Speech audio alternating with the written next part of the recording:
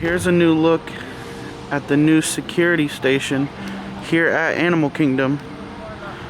Looking really nice. We have arrived to Disney's Animal Kingdom to check out how they're social distancing and keeping everybody safe during COVID-19. What is up, everybody? It's Joshua and I'm back with another video. Today we are at Disney's Animal Kingdom here in Orlando, Florida. We are here to check out how they're controlling things due to COVID-19. So social distancing, how they're enforcing the face coverings, how certain rides are being operated or attractions. See how hot it's gonna be while wearing this face mask because it's super hot already as it is. So if you're ready to go on this journey with me, let's go. Start our morning off with the Kilimanjaro Safari. So there are social distancing markers on the ground here for the safari, but some of them aren't even 6 feet apart, so I don't understand why, if you're gonna put them down, why not do the whole 6 feet rule? I don't know, Disney. Not impressed so far. I do have to say I'm impressed with the way they're doing plexiglass throughout the line of some of the safari. Not the whole line, it should be the whole line, but at least they're doing it, I guess, halfway through. On the safari right now, they have these big walls of plastic up just so you can social distance yourself, and they're still skipping every other seat.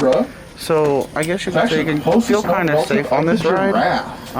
There's just these little gaps, but I guess it's okay since they're skipping every other seat.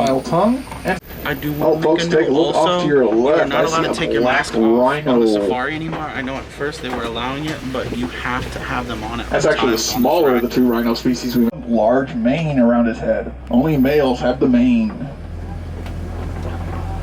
An antelope known as the Bontabak. Both male and female have the distinctive lyre-shaped horns. So the safari was fun. At first trying to get on was awful because nobody was social distancing. There was a group of family that had holes punched in their masks so they could breathe, but that doesn't make any sense because the point is to keep the virus away from your mouth and nose. But when you pop holes in your mask, it makes no sense. So, yeah.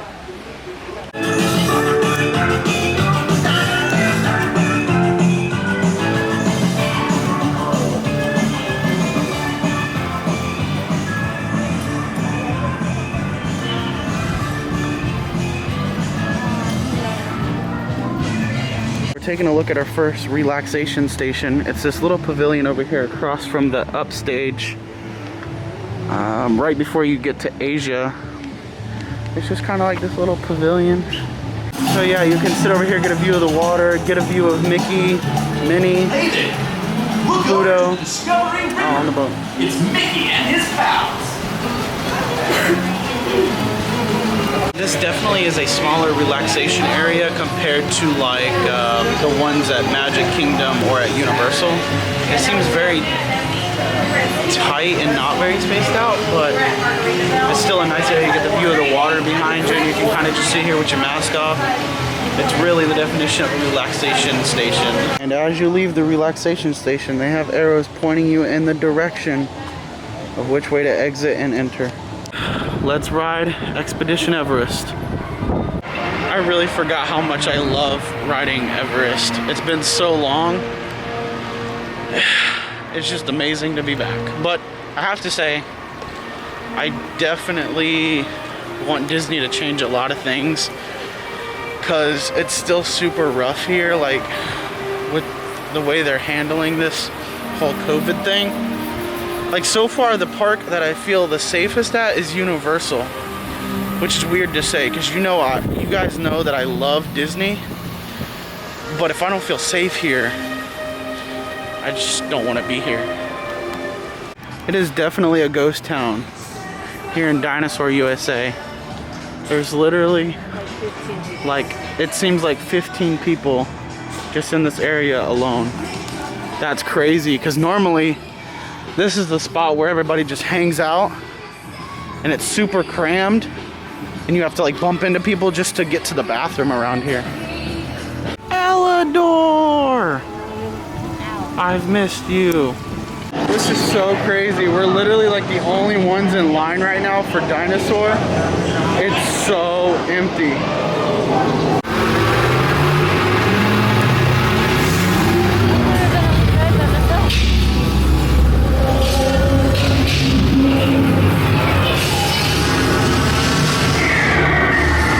Okay, now let's go get that dino. Computer, what are you tracking? Styracosaurus. Not our dino. Warning, meteor shower in range. Just a little warning. Alderramus. Hadrosaur. Raptor. Time to get serious. Launching autopilot on homing signal now. Hang on! I'm tracking a big dino on the scope. Could be ours. Computer, full stop. Identified. Carnotaurus. Definitely not our dino. Go, go, go! I don't know if it's just me or not, but we just got off a dinosaur and it was super dark this time. Like, that ride actually scared me because it was dark, and normally it's not that dark. I don't know, maybe it's just been 4 months and I haven't been here and can't remember how dark it was, but to me it seems a lot darker. So we got here at Animal Kingdom at around, what, 9:30? Like 9:30, 9:40? And we're pretty much done with everything, and it's only 11:30. We only have 2 rides left, and that's in Pandora. So if that tells you the crowd level here, it was just like Magic Kingdom. We got on everything, and they were all pretty much walk-ons other than the Safari. The Safari, we had to wait just a little bit. All right, it's time to ride the Navi River Journey. Let's go.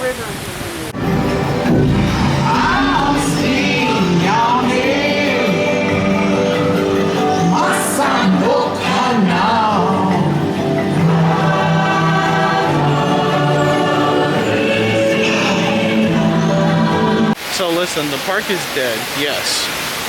But I've never seen the wait time for Flight of Passage be less than like an hour. All right, it's at 20 minutes right now. You know we're gonna ride it. Plexiglass in the Flight of Passage queue. I love how they're doing this though. I have to give Disney this, because Universal is semi doing this, but Disney has been the only park I've seen actually completely go through with the plexiglass. So here's our second relaxation station. It's right at Pizza Fari, and Pizza Fari is closed. I don't know if it's because it's a relaxation area, but that would make the most sense. Right across from the Otter Grotto. So yeah, it's right here. It's definitely a lot bigger and more spaced out than the first one, so I'd feel more comfortable staying at this one. But there's your 2 relaxation stations at Animal Kingdom. Looks like we got done at the park just in time. I know it's kind of hard to see on camera, but it's getting super dark. Looks like we're gonna have a big storm. Welcome to Florida. Okay, so we just finished up at Animal Kingdom. It was a good day. At first, it started off very rocky. First off, I couldn't get into the park because my ticket wasn't working or my Magic Band. So that was like a heart attack, and that's how it started out. Then we went to go ride the Safari, and nobody was using the social distancing markers. Some of them didn't have their masks on, or like I said, there was a group of maybe like a family or just a group of people together, and they had holes punched in their mask. So to me, that's just useless. You might as well have not worn them or came to the park. But after all that, it started to feel like Disney again, just a little bit. There's still a lot they need to work on. But as we kept getting on different rides, they were using the markers like they should be. I didn't see very many people without the mask on, which is great, but there were still those few people. And at Universal, I feel like I don't really have to worry about that. I just think Disney has a lot more work to do than I guess they thought when they were opening. But we did all the rides and everything that were open and ate lunch all in 3 hours. So if that tells you how the crowd levels were, they weren't very big. Dino Land USA was completely dead. It was like a ghost town. Asia, same thing. But the weather's starting to get bad over here, so I think we're just gonna head back to the hotel, see what we can do for a little bit, wait for the weather to pass over. If y'all did enjoy your journey with me to Disney's Animal Kingdom, make sure you smash that like button. Make sure you subscribe if you haven't already. And I'll see y'all on the next journey. Peace.